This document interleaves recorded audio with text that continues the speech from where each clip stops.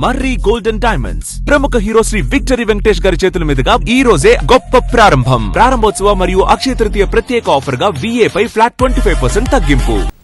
పశ్చిమాసియాలో ఘర్షణ ముగింపుపై పాకిస్తాన్లో జరిగిన చర్చలు విఫలమయ్యాయి.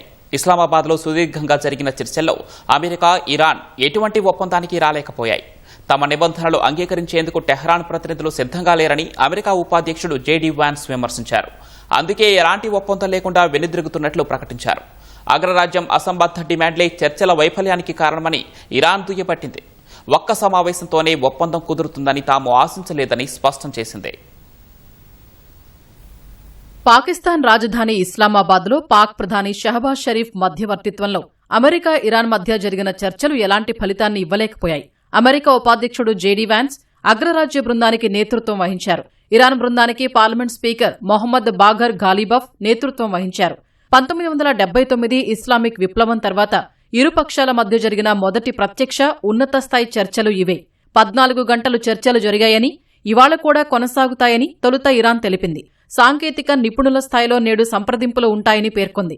అయితే ఉదయం మీడియాతో మాట్లాడిన అమెరికా ఉపాధ్యక్షుడు JD వాన్స్ ఎలాంటి ఒప్పందం కుదుర్చుకోకుండానే తాము వెళ్లిపోతున్నట్లు ప్రకటించారు. 21 గంటల పాటు శ్రమించినప్పటికీ చర్చలు ఫలించలేదన్నారు. We've had a number of substantive discussions with the Iranians. That's the good news. The bad news is that we have not reached an agreement, and I think that's bad news for Iran much more than it's bad news for the United States of America. So we go back to the United States having not come to an agreement.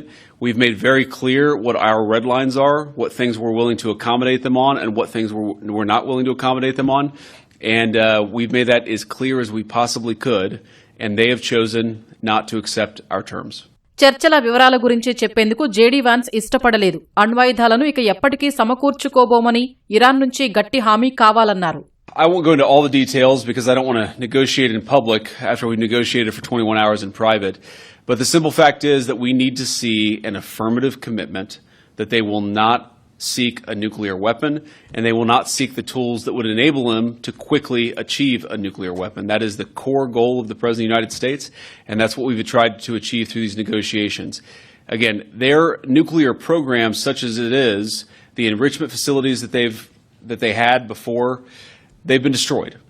But the simple question is, do we see a fundamental commitment of will for the Iranians not to develop a nuclear weapon, not just now, not just 2 years from now, but for the long term? We haven't seen that yet. We hope that we will. తాము అధ్యక్షుడు Donald Trump జాతీయ భద్రతా బృందంతో నిరంతరం చర్చలు జరిపినట్లు Vance వెల్లడించారు. We just could not get to a situation where the Iranians were willing to accept our terms. I think that we were quite flexible. We were quite accommodating. The president told us, you need to come here in good faith and make your best effort to get a deal. We did that. And unfortunately, we weren't able to make any headway. We leave here with a very simple proposal, a method of understanding that is our final and best offer. We'll see if the Iranians accept it. Thank you. America మితిమీరిన డిమాండ్ల వల్ల ఒప్పందానికి రాలేకపోయామని Iran విదేశాంగ శాఖ తెలిపింది. చర్చల సందర్భంగా వివాదాస్పద అంశాలు లేవనెత్తారని విమర్శించింది. హార్మూజ్ జలసంధి, అణు హక్కులు, మితిమీరిన అమెరికా డిమాండ్ల కారణంగా ఏమీ తేలకుండానే చర్చలు ముగిశాయని ఇరాన్ విదేశాంగ శాఖ అధికార ప్రతినిధి ఇస్మాయిల్ భగాయి తెలిపారు. ఒక్క సమావేశంలోనే ఒప్పందం కుదురుతుందని ఎవరూ ఊహించలేదని భగాయి చెప్పారు. ఇరాన్, అమెరికా మధ్య అనేక అంశాలపై ఒక అవగాహన కుదిరిందన్నారు. 2-3 విషయాల్లోనే అభిప్రాయ భేదాలు ఉన్నట్లు భగాయి పేర్కొన్నారు. 40 రోజుల యుద్దం తర్వాత చర్చలు జరిగాయని ఆయన గుర్తు చేశారు. సంప్రదింపులు అవిశ్వాసం, అనుమానంతో కూడిన వాతావరణంలో జరిగాయని అన్నారు. ఇలాంటి పరిస్థితుల్లో ఒక్క సమావేశంలోనే ఒప్పందానికి చేరుకుంటామని తాము ఆశించలేదన్నారు. అంతకుముందు చర్చల విజయం అనేది అవతలి పక్షం చిత్తశుద్ది, మంచి ఉద్దేశంపైనే ఆధారపడి ఉంటుందని ఆయన అన్నారు.